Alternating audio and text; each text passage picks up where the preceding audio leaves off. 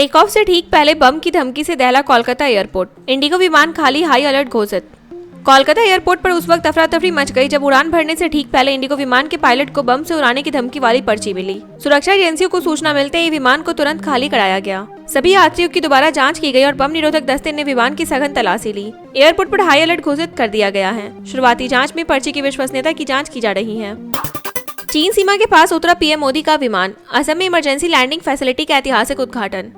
प्रधानमंत्री नरेंद्र मोदी ने असम के डिब्रूगढ़ में मोरन बाईपास पर बनी इमरजेंसी लैंडिंग फैसिलिटी का उद्घाटन किया। खास बात यह रही कि प्रधानमंत्री का विमान इसी हाईवे पर उतरा। चीन सीमा के नजदीक बनी यह सुविधा रणनीतिक दृष्टि से बेहद अहम मानी जा रही है। मुख्यमंत्री हिमंता बिस्वा शर्मा और केंद्रीय मंत्री सर्बानंद सोनोवाल ने पीएम का स्वागत किया। इसे राष्ट्रीय सुरक्षा से जुड़ा बड़ा संदेश माना जा रहा है। चुनी हुई सरकार के काम में बाधा पर सुप्रीम कोर्ट सख्त, हाईकोर्ट को चेतावनी। हिमाचल प्रदेश के स्थानीय निकाय चुनावों को लेकर सुप्रीम कोर्ट ने हाईकोर्ट की दखलंदाजी पर नाराजगी जताई है। शीर्ष अदालत ने चुनाव प्रक्रिया को 31 मई 2026 तक पूरा करने का निर्देश दिया। मुख्य न्यायाधीश सूर्यकांत की अध्यक्षता वाली पीठ ने कहा कि चुनी हुई सरकार को काम करने से रोकना लोकतांत्रिक मूल्यों के खिलाफ है। दुर्गम इलाकों और मौसम को देखते हुए समय सीमा बढ़ाई गई, लेकिन न्यायिक हस्तक्षेप पर स्पष्ट चेतावनी भी दी गई। किसानों के समर्थन में राहुल गांधी का बड़ा बयान। व्यापार समझौते को बताया विश्वासघात। लोकसभा में नेता प्रतिपक्ष राहुल गांधी ने किसान संगठनों से मुलाकात कर अमेरिका के साथ प्रस्तावित व्यापार समझौते का विरोध किया। उन्होंने कहा कि यह समझौता किसानों के भविष्य के साथ सौदा है जिसे स्वीकार नहीं किया जा सकता। राहुल गांधी ने आरोप लगाया कि कृषि आयात के लिए दरवाजे खोलकर अन्नदाताओं की आजीविका पर खतरा पैदा किया जा रहा है। उन्होंने किसानों के हक और सम्मान के लिए सड़क से संसद तक संघर्ष का भरोसा दिलाया। चुनावी ट्रस्ट के चंदे में बीजेपी की बम्पर कमाई, कांग्रेस काफी पीछे। एसोसिएशन फॉर डेमोक्रेटिक रिफॉर्म्स की रिपोर्ट के अनुसार वित्त वर्ष 2024-25 में इलेक्टोरल ट्रस्ट से मिले कुल चंदे का 82% भारतीय जनता पार्टी को मिला। वहीं कांग्रेस को केवल 8% राशि प्राप्त हुई। कुल 3,826 करोड़ रुपए से अधिक के चंदे में भाजपा की भारी बढ़त ने राजनीतिक फंडिंग में असंतुलन पर सवाल खड़े कर दिए हैं। महाशिवरात्रि से पहले देवघर में पंचशूल और गठबंधन की पावन परंपरा निभाई गई।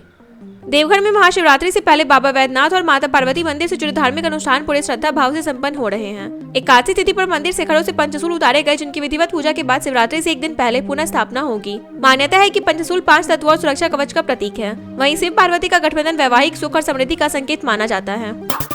होटल में देह व्यापार के आरोप से बवाल, ग्रामीणों का सड़क पर हंगामा, 8 लोग हिरासत में।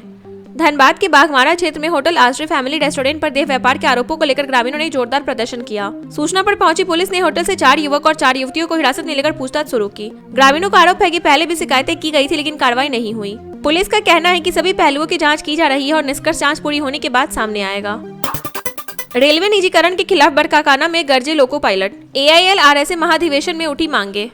रामगढ़ की बरकाकाना में ऑल इंडिया लोको रनिंग स्टाफ एसोसिएशन का वार्षिक महाधिवेशन आयोजित हुआ।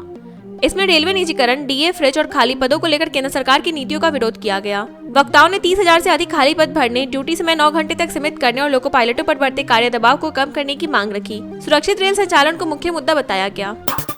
रूस से तेल खरीद बंद करने पर भारत को क्या झटका लग सकता है? अमेरिका के साथ अंतरिम व्यापार समझौते की चर्चा के बीच रूस से तेल आयात को लेकर बहस तेज हो गई है। अमेरिकी दबाव में यदि भारत रूस से सस्ता कच्चा तेल खरीदना बंद करता है तो ऊर्जा लागत बढ़ सकती है। इससे महंगाई, चालू खाता घाटा और औद्योगिक उत्पादन प्रभावित हो सकता है। रूस से तेल खरीद भारत के लिए रणनीतिक और आर्थिक रूप से फायदेमंद रही है, इसलिए किसी भी फैसले का असर दीर्घकालिक होगा। कृषि भवन परिसर की 100 साल पुरानी कदीमी मस्जिद पर संकट, वक्फ बोर्ड चिंतित। नई दिल्ली के कृषि भवन परिसर में स्थित 100 साल से अधिक पुरानी कदीमी मस्जिद को हटाए जाने की आशंका गहराती जा रही है। सेंट्रल विस्टा परियोजना से जुड़े नए CPWD टेंडर के बाद दिल्ली वक्फ बोर्ड ने चिंता जताई है। बोर्ड का कहना है कि मस्जिद सरकारी इमारत से भी पुरानी है। हालांकि केंद्र सरकार पहले इसके संरक्षण का आश्वासन दे चुकी है, लेकिन हालिया घटनाक्रम से विवाद फिर तेज हो गया है।